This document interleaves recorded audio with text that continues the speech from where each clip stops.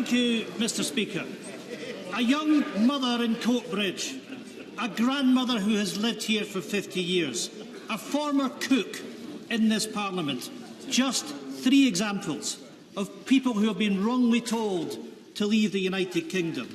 Then there are numerous people wrongly detained or deported, lives turned upside down, irreparable damage to families. The Prime Minister, on the 22nd of October 2013, in this chamber said, "Deport first and hear appeals later."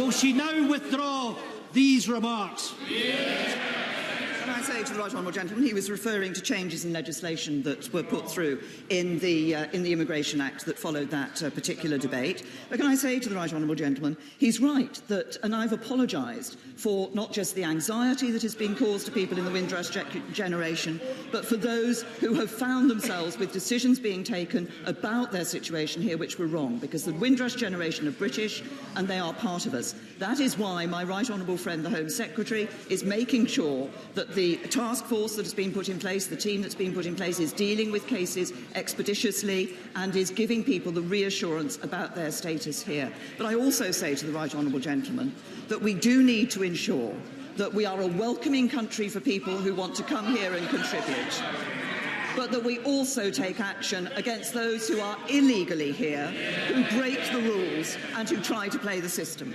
Ian Blackford. Well, interestingly, Mr. Speaker, the Prime Minister failed to remove these insulting remarks. And let me say, it's easy to change your Secretary of State. She does it frequently. You need to change your policies. Currently, there are an estimated 120,000 undocumented children who are entitled by law to the UK citizenship, but only if they register at a cost of £1,000.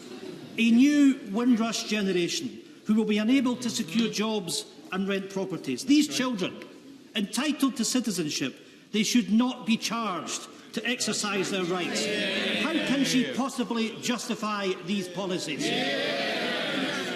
To the right honourable gentleman, I think what members of the public want to ensure is that we have a fair immigration system, that we have rules, that people abide by those rules, and that's why we make a very clear distinction between people who have come here. I want people who come here legally, who do the right thing, who contribute to our society, to be able to feel this is a welcoming country and one of the most welcoming countries in the world. On the other side, we also need to make sure that we have a system that deals with those who break the rules, who play the system and who try to jump ahead of others, and that's what people will expect for us.